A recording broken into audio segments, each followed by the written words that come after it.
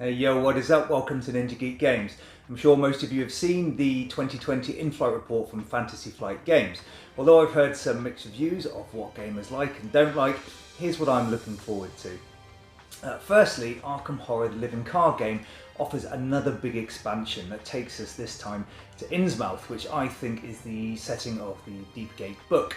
Fantasy Flight Games have shown us the 6 cycle packs for the Innsmouth Conspiracy Deluxe expansion that also supports Cursed and Blessed tokens that can affect tests, as well as vehicles being introduced for the first time. There is also another standalone scenario pack, War of the Outer Gods, with an epic multiplayer mode available for that too. Lord of the Rings Journeys to Middle-earth introduces the Haunting of Dale digital campaign and the Dwellers in the Darkness figures. This is the pack with some fantastic miniatures as well. There is also a tease for some apparent hint at war with this game next year, but they left it at that, and I'm very intrigued to hear more about that soon. For Marvel Champions, they boasted some additional champion packs that include Ant-Man, Wasp, Scarlet Witch. It was also mentioned that cards within these packs work well with each other, suggesting playing these champions in the same game is really beneficial. Fans also have a campaign expansion to look forward to with 5 scenarios, and that is Galaxy's Most Wanted. Lastly, I'd heard rumours, and it appears to be true, a tease for Descent Legend of the Dark, with them only showing this gigantic box, nothing more, no content, no date, nothing. Here are some honourable mentions. For X-Wing fans, there are additional releases for Wave 7 that include the TIE RB Heavy with a front and rear facing movable cannon.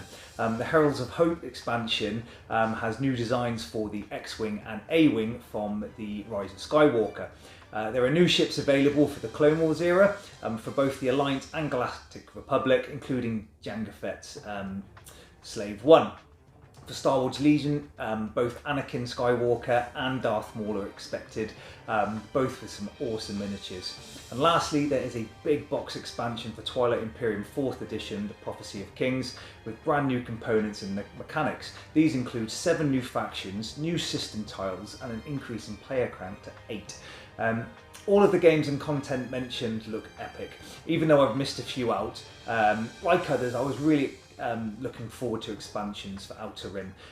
The game is great, but needs more ships, characters, and ultimately more cards for the decks get quite thin quickly.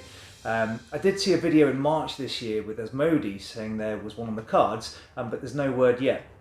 Descent aside, I was also hoping for something else in the Terranoth universe, as I'm a big fan of Runebound and Rune Wars, the board game, but sadly no. Regardless, there's lots to be excited about over the next year, so well played Fantasy Flight Games. This is NinjaGeek Games. Cheers.